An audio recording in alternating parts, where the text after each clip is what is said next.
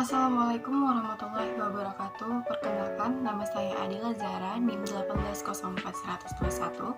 Di sini saya berperan sebagai moderator kelompok 6 yang ingin menampilkan video presentasi mata kuliah e-commerce tentang online retail dan service. Kelompok 6 beranggotakan yaitu saya sendiri, Adila Zara, Agustina Infandean, Hairani, dan Sylvia Haliza yang akan mempresentasikannya. Kami dari kelas e-commerce 6B, jurusan manajemen Fakultas Ekonomi dan Bisnis Universitas Malikus Saleh. Pertama kali saya akan menjelaskan apa itu retail. Retail atau pengecer merupakan semua kegiatan penjualan barang atau jasa secara langsung kepada konsumen akhir untuk pemakaian pribadi dan rumah tangga, bukan untuk keperluan bisnis.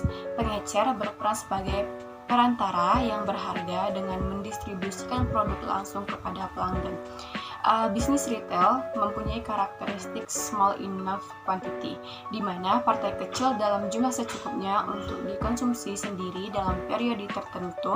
Impulse buying yaitu kondisi yang tercipta dari ketersediaan barang dalam jumlah dan jenis yang sangat variatif sehingga menimbulkan banyak pilihan untuk konsumen store atau kondisi lingkungan dan interior dalam toko.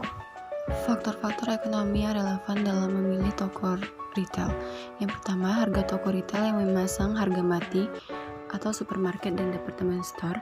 Toko retail yang menetapkan harga fleksibel atau dapat ditawar. Kemudahan mudah mencari barang atau proses menurunkan atau membandingkan dan memilih. Bisa cepat pergi setelah membayar dan kemudahan parkir. Dan yang kedua ada kualitas produk yang ditawarkan. Bantuan wiraniaga, apakah harus swalayan, membantu secara pasif atau membantu secara aktif. Reputasi, kejujuran, dan kewajaran dalam jual beli. Dan yang ketiga ada nilai yang ditawarkan, yaitu perbedaan total customer value dan total customer cost.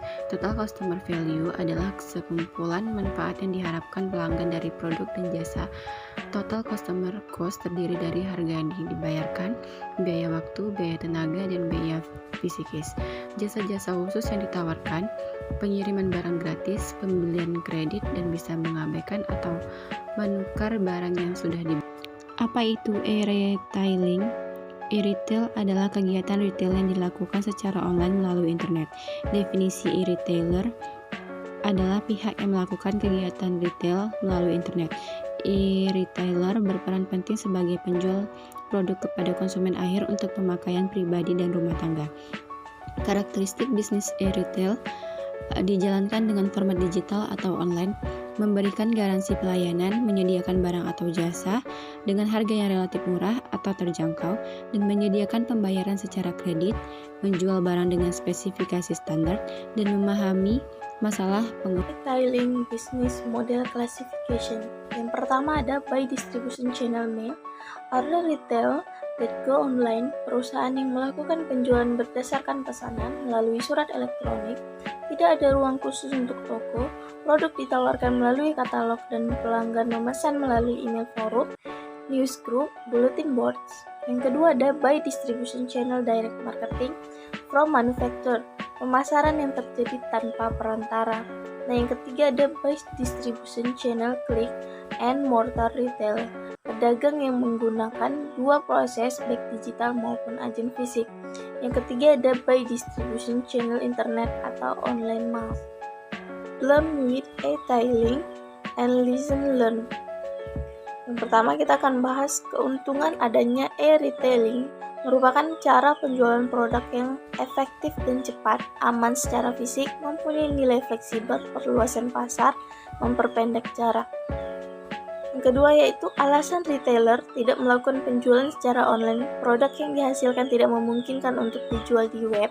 Biaya yang dikeluarkan terlalu tinggi, tidak ada peluang atau peluang terlalu kecil untuk melakukan bisnis secara online. Pelaku retail kurang memahami teknologi informasi, penjualan produk tidak servis dengan bisnis inti.